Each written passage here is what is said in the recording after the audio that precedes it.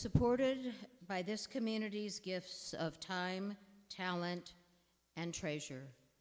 Your support is what fuels our congregation's mission and keeps the flame of justice, community, and love burning brightly.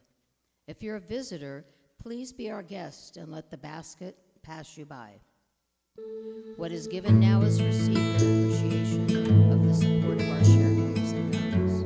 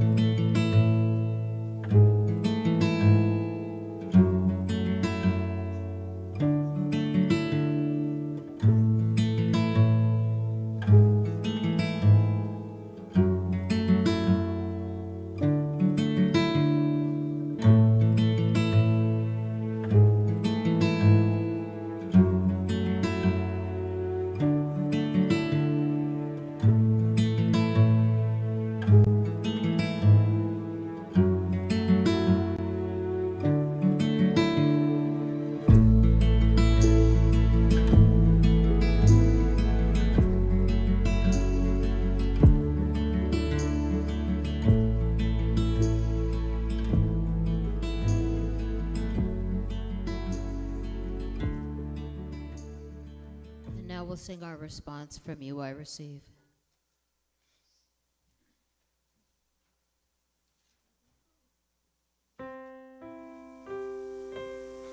From you I receive, to you I give, together we share, and from this we live. From you I receive, to you I give, together we share, and from this we live.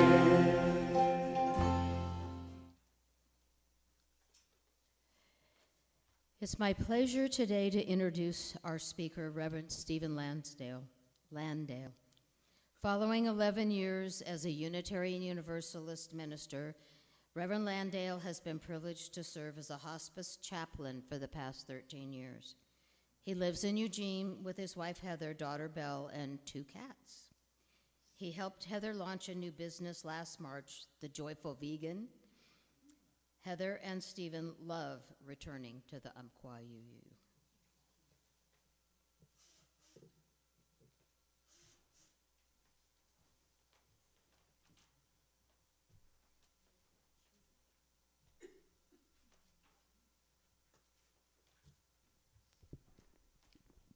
It's wonderful to be back here.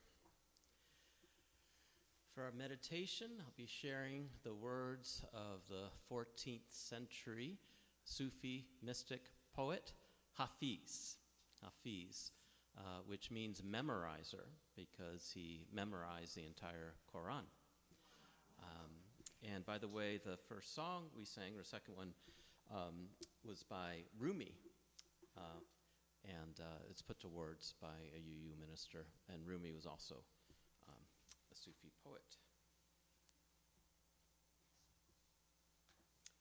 And this is called If God Invited You to a Party.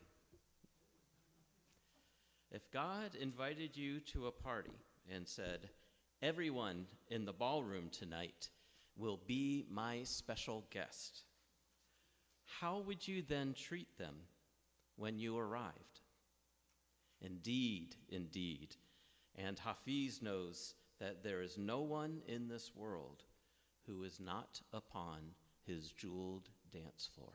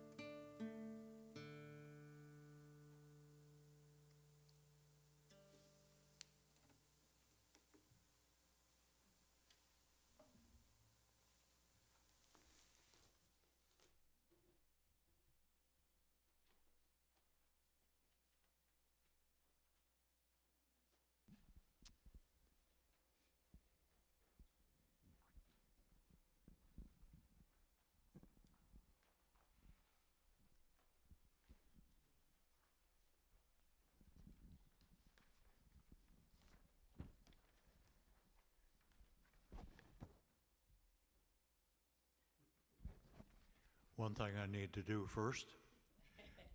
Even after all this time, the sun never says to the earth, "You owe me," even though we all understand without the sun, life would not be possible. Look what happens with a love like that. It lights up the whole sky.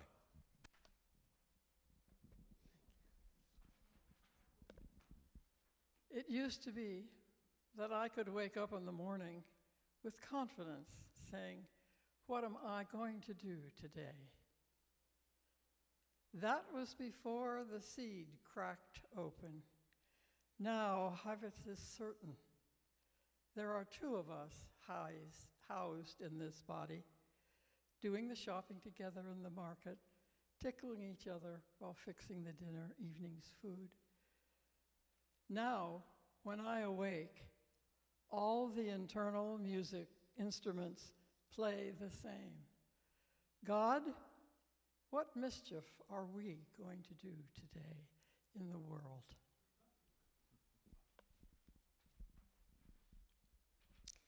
Pray to be humble, so God does not have to appear to be so stingy. Oh, pray to be honest, strong, kind, and pure, so that the beloved is never miscast as a cruel, great miser. I know you have 100 complex cases against God in court, but never mind, wayfarer.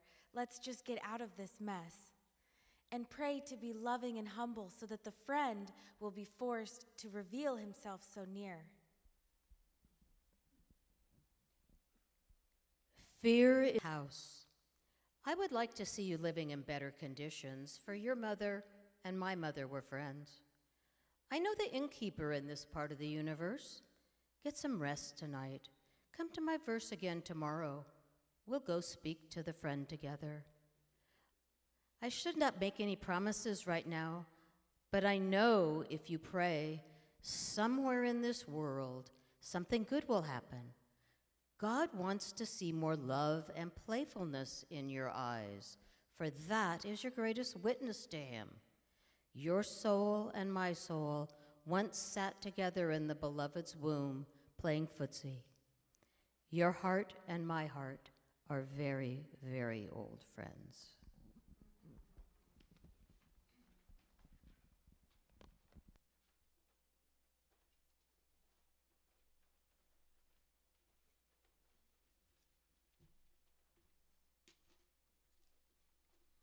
Well, that was a delightful surprise. Whole village coming up for the readings. That's beautiful.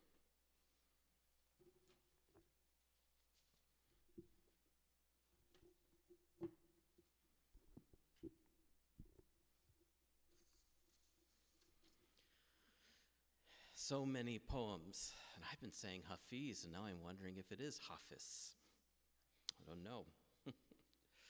Playfulness, passion, joy, surprise. And I'm actually surprised someone didn't change the language. I'm sure he would have been fine with the divine being understood as a she as well as a he. You may have also been surprised to hear me playing guitar this morning. Perhaps not completely shocked based on a few mistakes. I've been playing almost 3 years using this basic song book. But I want to talk about that a little bit. I started teaching myself to play in June 2022 after literally decades of regretting not learning earlier. Like all of my housemates in 1 year of college were either learning to play or played, and for some reason I didn't.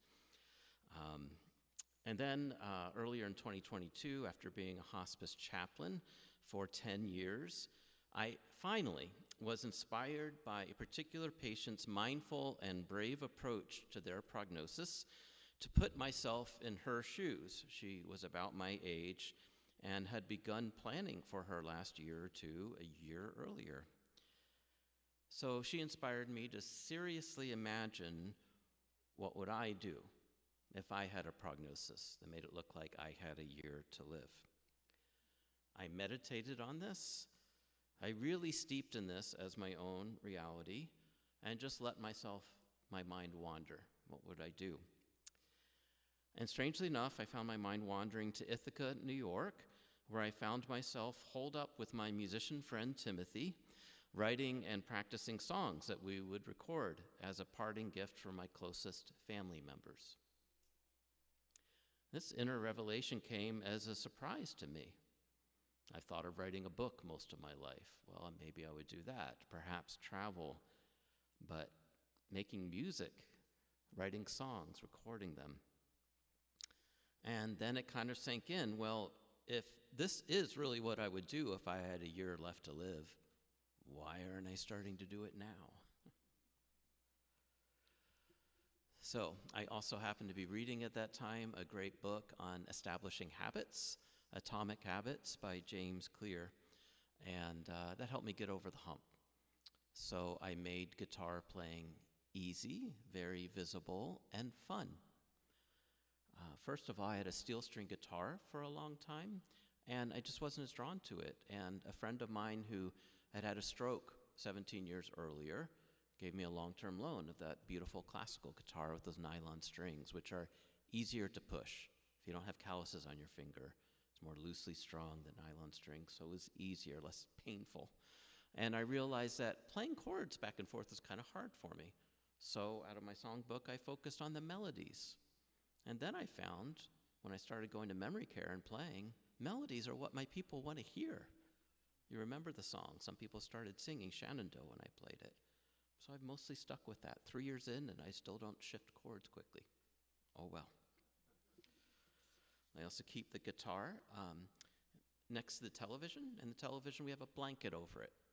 So it takes effort to get up from the couch and watch TV. We can still do it. I've heard some people even unplugging it. And whereas the guitar is right there. A lot of little tricks we can do to do things we think we would like to do. And a couple of weeks ago, I had another private, quiet revelation about playing this guitar. It was after I listened to a podcast interview with Stephen Batchelor, a Buddhist monk who, for at least 4 years, from the age of 28 to 32, I believe, might have been longer, spent 3 months a year, twice a year, so 6 months out of the year, in a monastery, staring at a wall and asking, "What is this?" for 10 or more hours a day. What is this? He said after a while, you just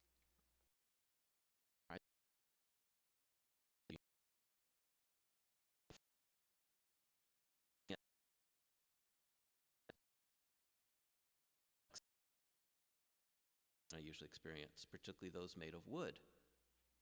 The wooden chair was once a tree or part of many trees. Felt like there's life in it. And then I really looked at this guitar that I've really come to love, so beautifully crafted. And something dawned on me that when I play this guitar, I'm not a soloist, I'm part of a duet. And the guitar's been around a lot longer than me. It's very well crafted, had more skilled hands playing it. I'm beginning. So my job is to help people appreciate the beauty of the sound of this guitar and get out of the way. Keep it kind of simple. It really changed things for me. So I don't worry about impressing. I don't worry about the fact I made a couple mistakes. I allow silence. I don't worry about repetition or cleverness. Just help people appreciate the beautiful sound of a classical guitar, which we don't often hear. So a change in perspective, especially when felt deeply, changes everything. What is this? And really, I think it's the best kind of surprise. Interestingly enough, I often find that while this kind of surprise feels like a revelation, a fresh revelation, it's rarely anything entirely new. Felt this way when I felt a call to the ministry out of the blue, but then I look back on the preceding few years, deeply and sincerely felt like, what if I had a year to live?